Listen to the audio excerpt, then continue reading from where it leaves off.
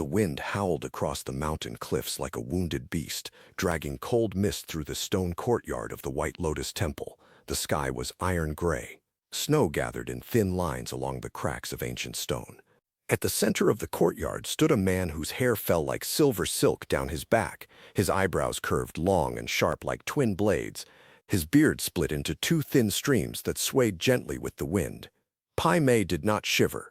Across from him, 20 armed men waited. Steel flashed in nervous hands. Swords, spears, axes, boots shifted against stone. They had climbed for 2 days through ice and blood to reach this temple. Pai Mei's voice carried softly across the courtyard. "You climbed very far to die." The leader spat on the ground. "Kill him," they rushed. Steel screamed through the air. The first attacker swung a heavy blade toward Pai Mei's neck. The strike was strong. It would have cut through armor. Pai Mei leaned slightly. The sword passed through air. His hand flicked. 2 fingers struck the man's wrist. A crack echoed. The sword dropped. Before it hit the ground, Pai Mei's palm struck the attacker's chest. The sound was dull, almost gentle. The man froze. For a heartbeat, nothing happened. Then blood burst from his mouth as his ribs collapsed inward.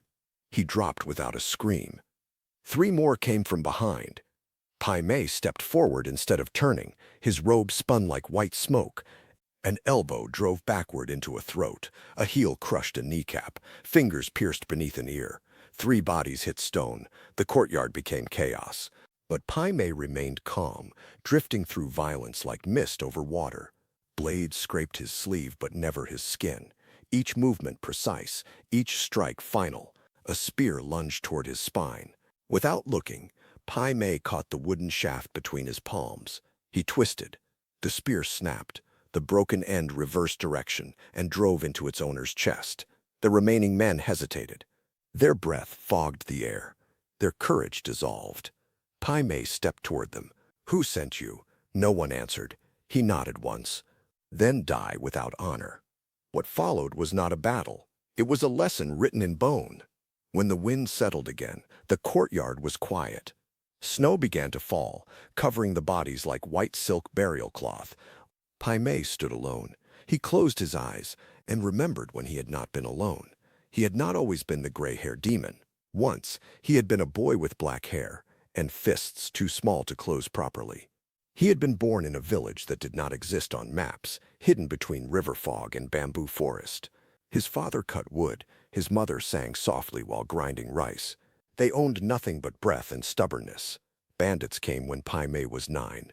They came at dusk. Pai Mei remembered the fire first, then the screaming.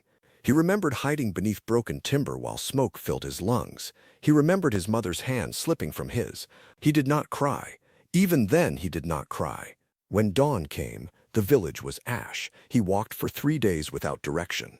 On the 4th day, he collapsed at the foot of stone steps that climbed into clouds. An old monk with a scar across his scalp found him. The monk did not ask questions. He simply said, "If you wish to live, climb." Pai Mei climbed. Each step tore skin from his bare feet. His stomach twisted with hunger. His vision blurred, but he climbed. At the top stood the White Lotus Temple. That was the day the boy died. Training began before sunrise and ended long after nightfall. Strike, fall, stand, strike again. The old monk was merciless. He beat Pai Mei to the ground with a wooden staff every time his focus broke. He fed him little. He spoke even less. Pain became language. Silence became breath. Years passed like drifting leaves. Pai Mei grew. His body hardened. His bones thickened. His knuckles scarred into stone. Other students came and left. Some could not endure.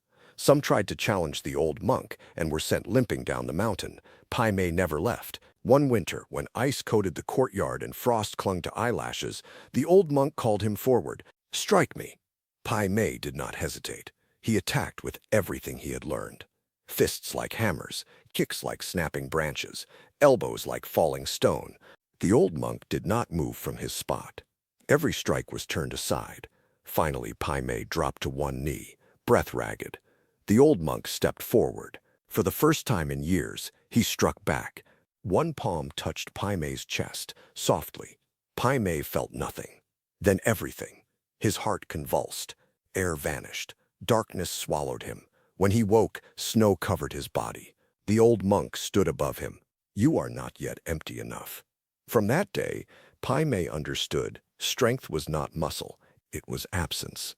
He trained until emotion became a distant echo, until anger became fuel, not fire, until mercy felt like weakness carved out of bone.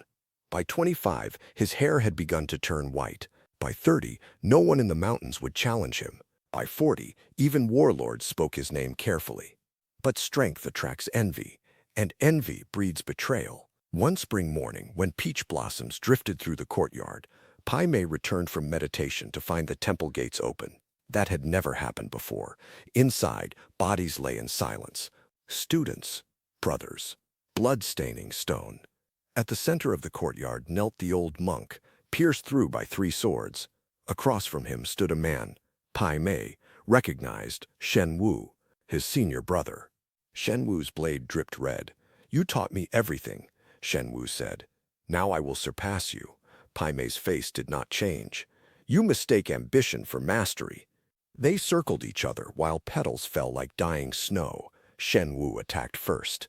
He was fast, faster than any opponent Pai Mei had faced. Blades flashed, sleeves tore, stone cracked under their feet. Shen Wu's sword sliced across Pai Mei's shoulder. Blood marked white cloth. For the first time in years, Pai Mei tasted iron in his mouth. Good, Shen Wu smiled. You can still bleed, but bleeding is not losing. Pai Mei stepped inside the arc of the blade. His fingers closed around Shen Wu's wrist, their eyes locked. You were never empty. His thumb pressed into a nerve beneath the forearm. Shen Wu's hand exploded in pain. The sword fell. Pai Mei's palm struck once. Shen Wu staggered back, coughing blood. Again, a second strike. Shen Wu collapsed beside the old monk. The courtyard fell silent except for drifting blossoms. Pai Mei knelt beside his master. The old monk's breathing was shallow. You have surpassed me, the master whispered. No, Pai Mei said. Yes. The old monk's hand lifted slightly. Do not let the world soften you. His hand fell. The wind carried petals across 2 still bodies. That was the day Pai Mei became master. And that was the day he closed the temple gates forever. Years later, men still climbed the mountain. None returned. And now, as snow covered fresh corpses in the courtyard, Pai Mei opened his eyes again.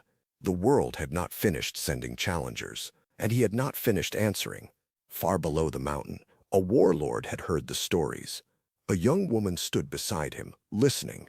Her eyes were sharp, her hair black as ink. Teach me how to kill him, she said. The warlord smiled, and the storm began to move toward the mountain once more.